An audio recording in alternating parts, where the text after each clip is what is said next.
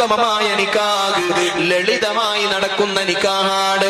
കാട്ടിക്കൂട്ടലുകളുള്ള നിക്കാഹല്ല, ആർഭാടങ്ങളുള്ള നിക്കാഹല്ല, എളുപ്പമുള്ള ലളിതമായ നിക്കാഹുകളാണ്. നബി സല്ലല്ലാഹു അലൈഹി വസല്ലം തങ്ങൾ പറയുന്ന ഏറ്റവും ഉത്തമമായ നിക്കാഹ് എന്ന് പറഞ്ഞാൽ അതാണ്. ഇന്നൊക്കെ നടക്കുന്ന പേക്കൂത്തുകൾ നിക്കാഹ് മാത്രല്ല, എല്ലാ ചടങ്ങുകളും എല്ലാവർക്കും ഒരു ഭാരമാണ്. ദീൻ അങ്ങനെ വെച്ചിട്ടില്ല. എത്രയാണ് പണത്തിന്റെ പേരിൽ ആളുകൾ പ്രയാസപ്പെടുന്നത്. ചില നാട്ടുനടപ്പുകൾ. ദീൻ എന്ന് പറഞ്ഞാൽ വളരെ എളുപ്പം, ഉള്ളതിനനുസരിച്ച് ചെയ്യാന്നുള്ളതാ. ഈ കാട്ടിക്കൂട്ടലുകൾ അതിലേക്ക് വരുമ്പോഴാണ് വലിയ പ്രയാസങ്ങൾ ഉണ്ടാകുന്നത്.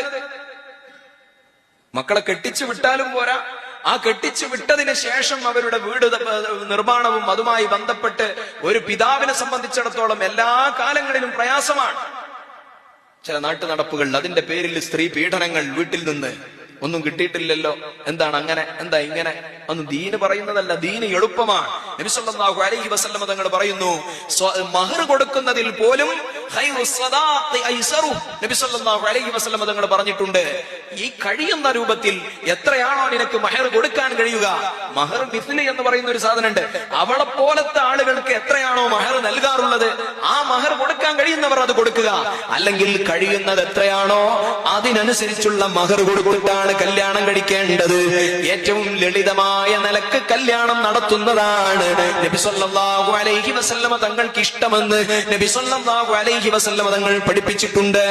ആയിഷ ബീവി റളിയല്ലാഹു അൻഹ പറയുന്നത് കാണാം, മാ ഖുയ്യിറ റസൂലുള്ളാഹി സല്ലല്ലാഹു അലൈഹി വസല്ലം ബൈന അംറൈനി ഖത്തു ഇല്ലാ അഖദ ഐസറഹുമാ മാ ലം യകുൻ ഇസ്മാ.